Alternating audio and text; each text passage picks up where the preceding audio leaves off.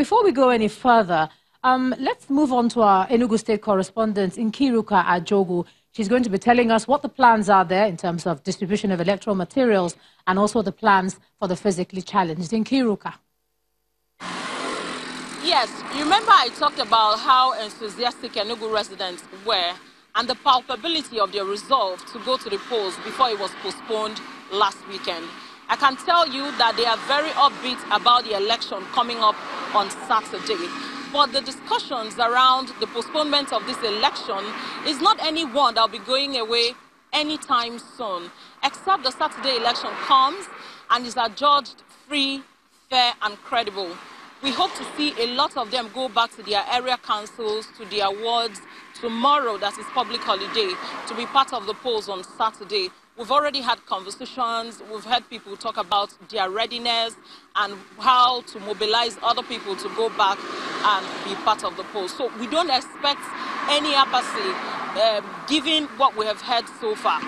On the preparedness of INEC, the Resident Electoral Commissioner confirmed to us that they were able to redeploy sensitive and non-sensitive materials down to the 17 local government areas of the state.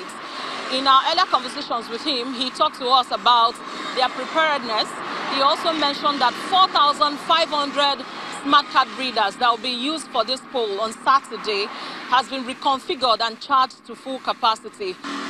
He also spoke to us about how they've worked out modalities for people who are visually impaired to be part of the polls on Saturday, how they are going to be using the Braille jacket that is already available in of course, the 17 local government areas and the 260 wards in the state. Is a Braille jacket. This Braille jacket is for people with visual impairment. And the way it works is that this jacket is kept in those locations that we have identified the presence of blind people within those polling units. If they come, within this Braille jacket is an opening where that has exactly the size of the ballot paper. If they come, the ballot paper is issued and slotted into this. This Braille jacket helps them to read the name and logo of each of the political parties, where they get the exact in a political party they want to vote for. The opening there is where they can print, and it appears on exactly the location in the ballot paper. And then you can bring the ballot paper out and put in the ballot box. And if another blind person comes, the same process goes round. It helps them to make their decision without the aid of anybody. It is only those who did not go to special schools for the blind that may not be able to use this, that can be accompanied by somebody to vote. We also equally have magnifying glasses for albinos who may come during the heat of the sun and have some sight challenges. That helps them to equally also read the names and logos of the political parties, and it makes it easier for them to identify the party of their choice and vote effortlessly. One thing every resident of Enugu wants to see on Saturday, irrespective of political ideology, political affiliation, is that they can come out in a secured environment and cast their vote and adjudge the election all by themselves as free, fair, and credible. It's back to you in the studio. Thank you, Nkiruka. And it's interesting to see that demonstration from the INEC official there of how that Braille jacket actually works, which ties into what one of our panelists was saying, that more education on how it works, hopefully before the day, needs to be done. So, Mr. Dairo, let me come back to you. You've seen that demonstration there that was done, which will make it easier. Much easier. If one is visually impaired. And very simple and explanatory enough. What else? What sort of comfort are you should be at that, when you're voting, in terms of, is there an area where those who are visually impaired or physically challenged are kept before they go up? What should it be like? Well, basically, if the issue of access is taken care of adequately enough, and the whole process is seamless and quickly as possible, I think much of the fears and apprehensions would have been removed from the whole process.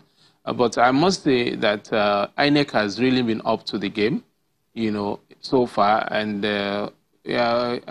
we must commend them for persons with disability. But please, quickly, let me just put this in, and taken from what the lady from Abuja said, I think beyond the tokenism of political appointment without office, INEC has done so far. But INEC is the umpire of the political electoral process, not just the election. So I think they need to now take the game to the political parties. How inclusive is their party internal democracy? How inclusive is the process of the emergence of their candidates? Because right now, persons with disability should not just be seen as good enough to vote. Those who come, but they should actually participate. They're also good enough to be voted for. So the process through which the candidates emerge, how inclusive is it to make to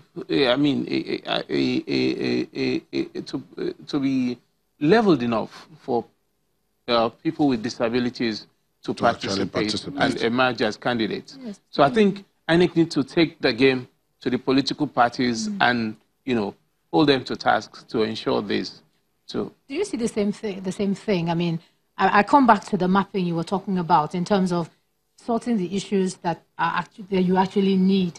In terms of female people living with disabilities, what do you see on the field, and what should INEC do better? Well, that's a different group entirely. Well, I'll be speaking still from the observation we had in Osun State, which actually there was priority voting. INEC paid attention to it. And also in this coming election, there should be the case of priority voting for persons with disabilities. As I said, we captured from 5 different cluster groups, ranging from the visually impaired, the physically challenged, albino, leprosy, and the hearing impaired. And from what we got from the field out there was they just want to be given that priority voting. So I believe anybody with disability should just walk straight up to the polling officer and say, I am someone with disability. For those who cannot speak, there are posters in the last election, there were posters on the wall, or you can see them around the polling unit, and you can easily identify and see what you have to do. So I think INEC is playing a very, very good role. In fact, there is going to be much more improvement in this coming election because we have been actively involved with them to see that there's inclusiveness for persons with disability in the coming election. Thank you. Now, Mr. Bashir, you're a lawyer, and the Red Cross representative did point out that a lot of the things that will make the situation more tolerable for especially vulnerable groups needs to be enshrined in law before you can now begin to pursue many of them. Have you looked at this aspect as a group or as groups with a view to pursuing the enshrinement of some of those needs, some of those rights, including even those that you highlighted earlier on tonight, in law, so that at that point you are not asking for a privilege, you are now demanding what is written in the Constitution or is part of the body of laws of the country? Yes, exactly, definitely. Issues such as priority queuing for persons with disabilities, having disability in the registration form, we've discussed with INEC and said that these issues should be part of the electoral law. We are not going to have them, as charity. We're not asking for charity. We are demanding them as a right. So such issues, like I've mentioned, issues such as those for persons with intellectual disabilities, such as persons with Down syndrome, persons with cerebral palsy, autistic persons, all those have rights to participate in the elections. So all these have to be put into the legislation so that we are not like begging for it. It's our right. And as Article 29 of the Convention on Rights of Persons with Disabilities provides, it says that everybody has a right to participate in the elections, to vote and be voted for. And of course, I do buy the idea that, INEC should sensitize the political parties and make them understand the need to ensure that all persons, including persons with disabilities, are given their fair share to participate in the elections, to vote and be voted for. So legislation is key to a lot of the things we are talking about now. Thank you. Going back to Abuja now and to the representative of women, that's Ms. Umezine, sorry. And my question to you as we're winding this down, because we're almost completely out of time now, I'd like you to talk to particularly vulnerable women with a view to telling them what to look out for on Saturday, to start off with, on Saturday, and what to do when they identify those things. Okay, vulnerable women, as were identified earlier, women who are visibly pregnant, and also women with disabilities. First of all, I would say be careful out there. So make sure that you're not in a place where you could easily be maybe, in a crowded place where you could easily be squashed or pushed over. So, give yourself some room, be alert, and then do what is expected. So if there's a line or if you're given priority to vote, go ahead and do that. And also, if you can afford to, wait around to ensure your vote counts and is counted, do so. But if maybe because of your conditions you're not able to do so, then it's okay. You've done your part, and we trust that the process will go very well. So I just want to say, just make sure that you're safe and follow the guidelines at your polling center.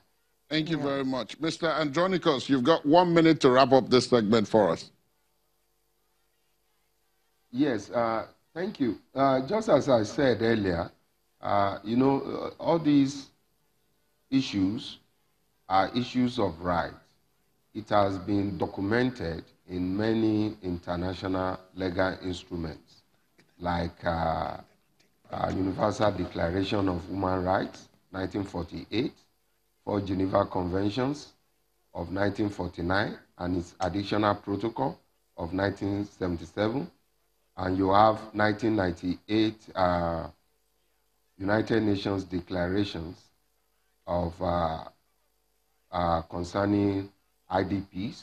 Then you have African Union protection and assistance given to internally displaced persons, normally known as Kampala Conventions. But all these things, if they are not captured, they are not domesticated, there is no how that people with different disabilities can sufficiently benefit, because INEC will not be empowered financially.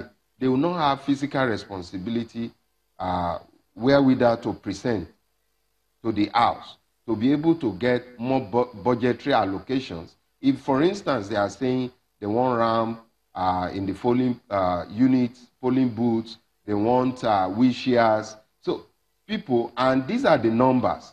But if it is captured in law, then it will be justiciable and enforceable. But if it is not captured in electoral law, we have to put a pause. Indeed. And let me just to thank you, Mr. Adeyemi Andronicos, Assistant Secretary General Programs, Red Cross Society of Nigeria over there in Abuja. Thank you for joining us on the show. Also to thank Ms. Ukot Emezine, the Vice President, Projects, Young Business and Professional Women over there in Abuja as well. Let me come and thank my panel also here in Lagos, starting from Danlani Bashiru, who is the Interim Chair, United Nations Committee on the Rights of Persons with Disabilities. Also, Mr. Peter Ekemini, Program Officer, Center for Citizens with Disabilities. Thanks a lot for joining us today. And Dare Dairo, the Chairman, Lagos State Association of the Physically Challenged. Thanks a lot for sharing your thoughts. And just getting ready for Saturday. Thanks for coming on.